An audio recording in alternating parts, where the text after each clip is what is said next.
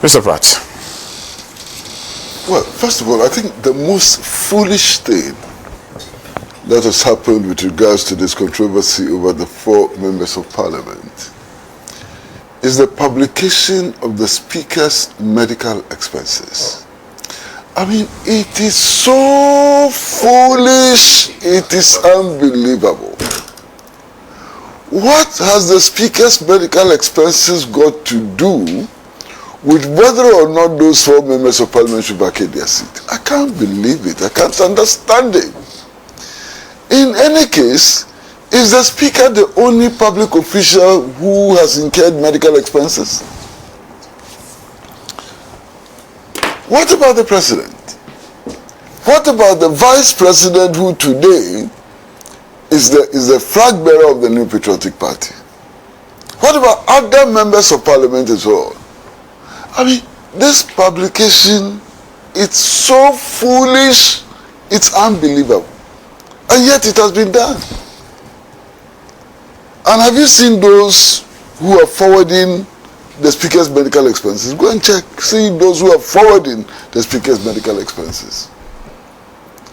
And then in the midst of this, they are calling on the NDC side of parliament and saying that, oh, we are extending a hand of friendship. What a hand of friendship. And as I said yesterday, there's a hand of friendship dripping with blood. Who takes a hand of friendship which is dripping with blood? Silly, foolish, absolutely nonsensical.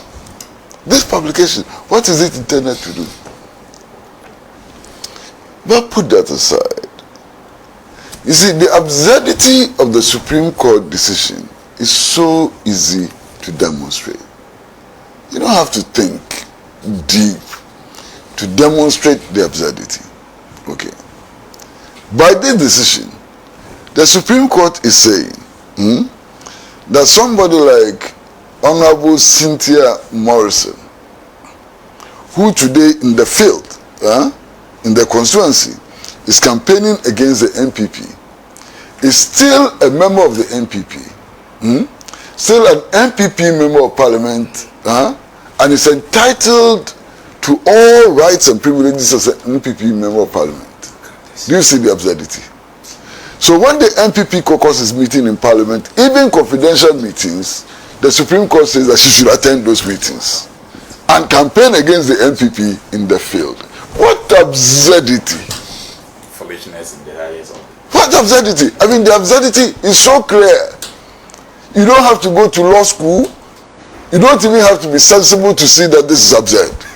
Cynthia Morrison, busily campaigning against the NPP in the constituency, but is entitled to attend confidential meetings of the NPP caucus in parliament. What an absurdity. Let me put it the other way around. By the Supreme Court decision, today there are no sanctions against crossing carpet. Today, if you are an independent member of parliament, you can actually join a party and say that you are joining the party so that you can contest elections in the next parliament, and therefore you can stay in the current parliament. What an absurdity! I mean, what is this? I mean, it's so absurd. I mean, just apply small common sense to the ruling, and the absurdity becomes clear. Very clear. So what is this? You gave the answer before. You know, the answer is absurdity. But you see, there's more to that. What is the effect of this Supreme Court ruling? And here I go again to my favorite topic of purposive interpretation of the law.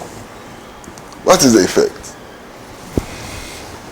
One of the things that we are likely to learn very soon is that judicial decisions do not necessarily resolve conflicts.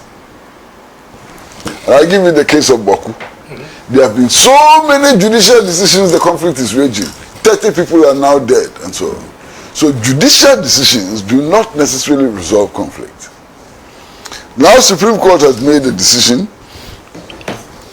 When will Parliament sit? When will Parliament sit? It's made the decision, fine. When will Parliament sit? As a matter of fact, Parliament is supposed to adjourn tomorrow. Until after the elections. So the Supreme Court has made a decision.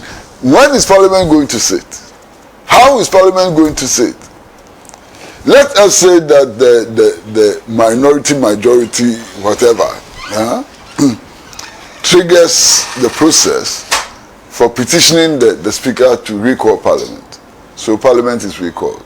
The numbers do not add up. No business can be done in Parliament. What has the Supreme Court done? What's the effect of the Supreme Court decision? So what is the effect of the Supreme Court decision? When Parliament cannot sit, it cannot compel Parliament to sit. There's this thing about which side NPP will sit on and which side NDC will sit on. The Supreme Court cannot enforce that. In Parliament, you think the Chief Justice can compel any of the sides to sit anywhere, left or right, and so on? It is not possible. So what is the purpose of the Supreme Court decision?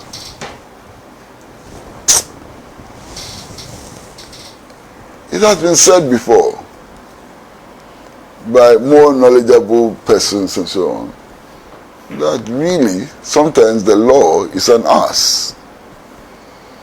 What I would just add is that the law sometimes is not an ass. It's a very, very fat ass. Master, I finished.